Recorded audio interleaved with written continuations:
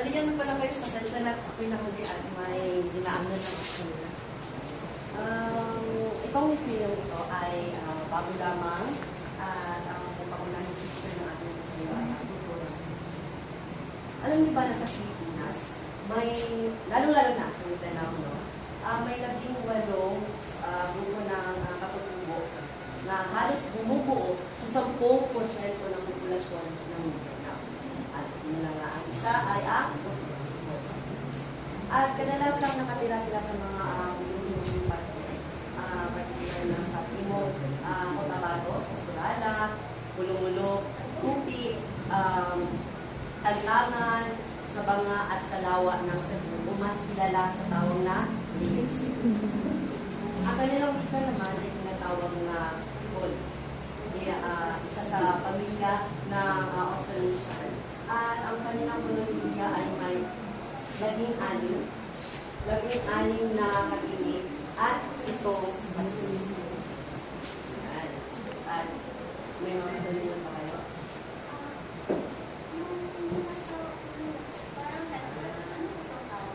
Sa kanila ng mga kasuotan, mali-mali na sa mga pababaihan, ang makikita niyo ay ang mga makulay at masalimuot nilang kasuotan. Itong dress, tinatawag na suwat. Suklay. Ito ay suklay siya, pero hindi siya ginagamit pang suklay ng buhok. Ay nilalagay sa kanilang buhok upang mas maging maganda. Ito naman kami, ito ang tawag na tugal. Tugal. Or bonites. Ito naman necklace niya ay tinatawag na dito. Ito naman, itong sa belt niya, ang tinatawag ko ay sealer. At ito naman, ang tawag naman dito sa ilis na ay mo. At saka mayroon din silang bracelet at tinatawag na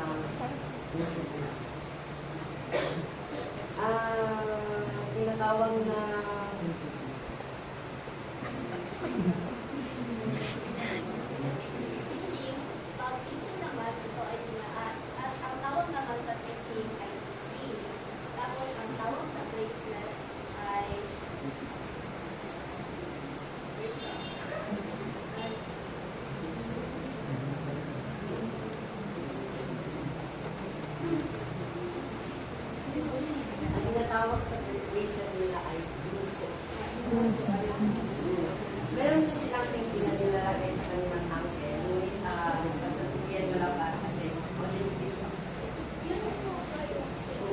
Oo. Ito ang sikit. Ito naman ang sikwat. At sa kanila namang may iba't ibang version ng kanilang tugal. Una, ito ay tugal pakasoong. Ito ay kanilang sinusuot ng mga babaeng Tripoli. Isa naman ay tugal bongkas. Ito ay sinusuot ng mga kababaihan pang araw-araw nilang pagbuhay. At tugal na ito ay may geometric na pattern or disenyo na ng tao o hayop na nagbibigay din sa kanilang pagkakataon. Meron naman sa panalangin ng kasuotan, ito ay tinatawag na ulaw. Ito ay head turban na kagaya rin ng mga kababaihan. Ito ay sinusuot upang mas magbibigyan diin ang kanilang pagkakataon. Kasi po sa suot niya, ano po doon sa ang kanyang suot ay ito ay tinatawag na dahil ito ay ginawa sa ito ay kadalasan sinusuot sa mga kasalan. At itong dala nila ay ginagawa sa tinala or gawa sa tinalang fiber. Itong tinalang fiber ay or tinalak ay hindi lamang siya isang bagay.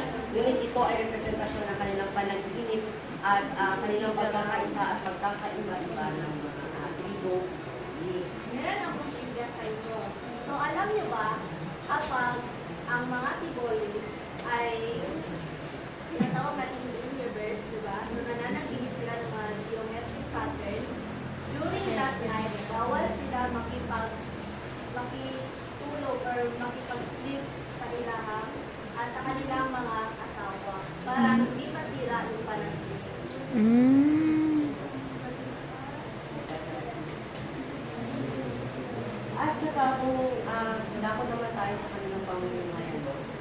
pamumuhay ay sa kanilang leader, tinatawag nilang leader o pinuno na kanilang leader, tinatawag nila ay tatay.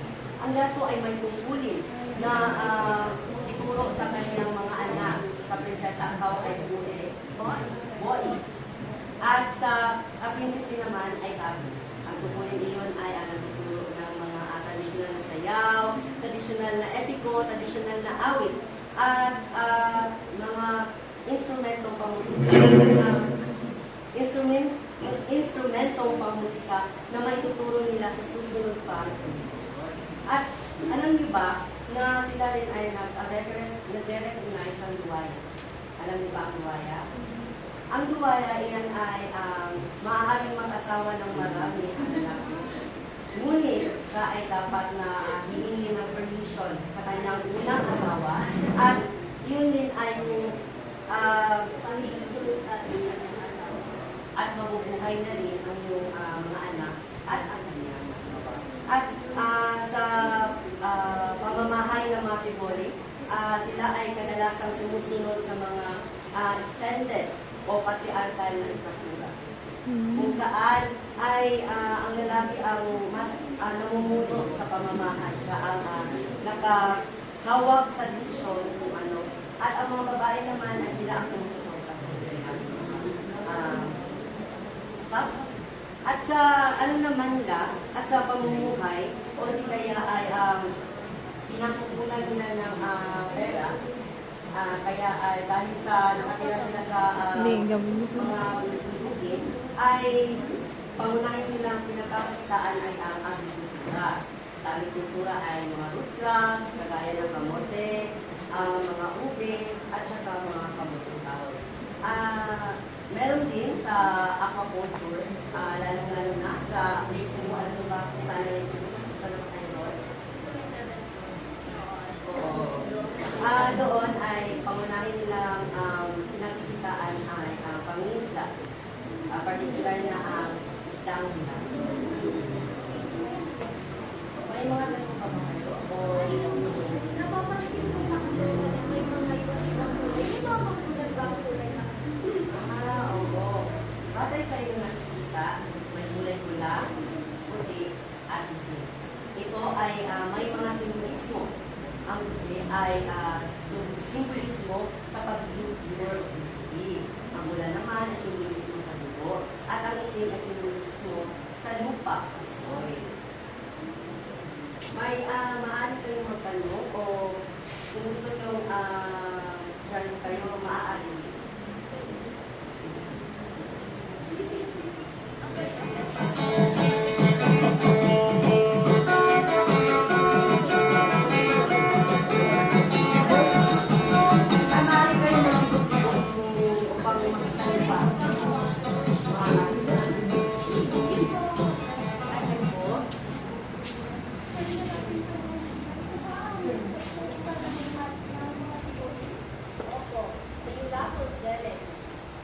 Good morning. Parang nakakamanghang ako. Ngunit alam mo ba, Mark, ano ba ang mas nakakamanghang talaga? Yun ay ang kanilang mga kawisan. Maaari naman po. Papakinggan sila ang awit.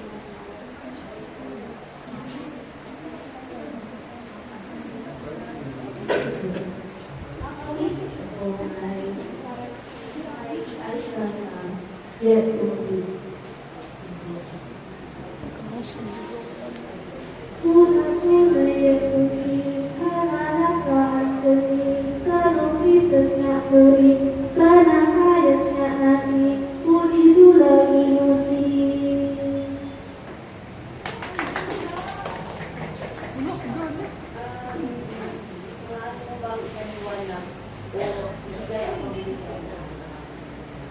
Ang kantang iyon ay ginagamit as lalabay sa mga kabataan. Iyon, ang lyrics ng kantang iyon ay tungkol sa ginawa ni Turing, which is merong ipinagawa ang kanyang nanay, at saka ang kantang iyon ay tumutukoy sa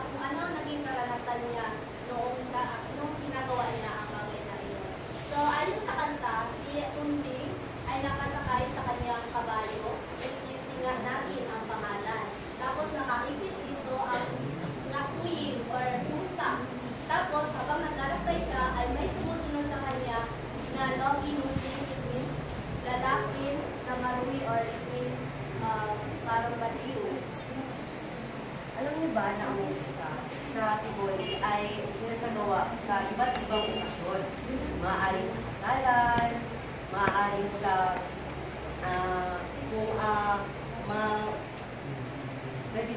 nagdiriwang sila ng kanilang kasiyahan, hindi kaya kalungkutan, maging sa pangmusika. At ang kadalasang tema ng kanilang musika ay kalikasan, pag-ibig at mga spiritual na mga salita. So, speaking of, kung ko lang, dito na rin naman kami, nais rin namin makatuto na nanghihila akong mga phrases mula sa Tivoli. Maaari niyo ba ako dito? Maari po. Mga basic phrases. Kaya yan, ibinibini faith, diba? Ibinibini. Maaari. At tulad ng morning, Euplacus. afternoon, Eukitan. evening, Eukitu. thank you, Bom salamat. and you're welcome. Alin that Bonsko. Bonsko. Ay, Ito pa ang muling request. Maaari ba namin malaman ang salitang katumbas ng I love you sa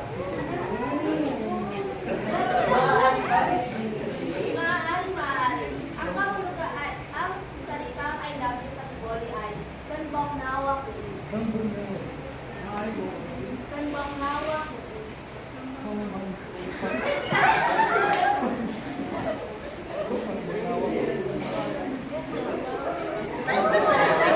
Sa aking harapan.